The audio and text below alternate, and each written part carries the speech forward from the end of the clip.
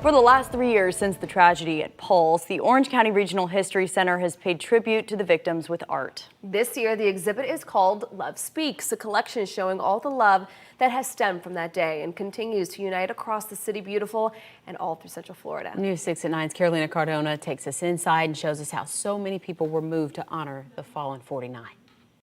Love Speaks. These are items that, were left for them or have their name or artwork created for them specifically. An expression of feeling through artwork. We felt like it would be good for the community to show sort of the good side of humanity rather than kind of the worst that was shown at the Pulse nightclub. A big moment in local history, captured, remembered, and honored by local artists. And artists from around the country. You'll find a lot of people connected to the story in many different ways. Men and women who used art as a way to respond to the pain and suffering the community lived through on June 12, 2016. This artist in particular, because he didn't know the victim specifically, but had such a profound, feeling following the events, he decided to do this series of monoprints. This was put together by Sam Flax, the art store, who has been a big part of the Orlando community. This was done as a tribute to the victims, and you'll see the white dots here are meant to represent sort of the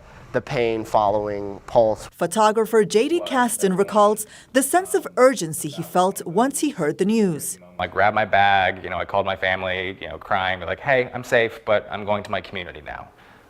And it was really just a gut reaction of I need to do this. He captured the emotion of a community trying to understand why this happened. One of those images was the vigil at Dr. Phillips Center, a night that's somewhat of a blur to him. I can recall the image, but I cannot tell you at all what was happening before I took that image. I just remember that I was there, saw the moment, crouched down and captured it. For me, it's always been that. Capture the human truth, capture the energy, and essentially be the guardian of these memories. But they also show the hope and love moving forward. There's one image that I'm extremely proud of, and it is the one of all the pride flags. And it really just shows how much love and how much good energy was around when this happened. Caston hopes his images will inspire people to continue to unite around Orlando and the world. We came together, and this is also an intersectional issue. It's not just gay. It is trans, it is Latinx, it is black, and you see that in the photos. It's not just cisgendered white gay men, right? And also, I think it's a thing of reminding that we are all a community of human beings, and that when we are really pushed into these corners, we can really rally up and protect one another. Carolina Cardona, News 6 at 9. It's beautiful. The Orange County Regional History Center is open 7 days a week. If you want to go check that out, that exhibit will be there through September 22nd. And from now until June 16th, admission is free. So that'd be a good place to go and reflect and, come together and take a moment.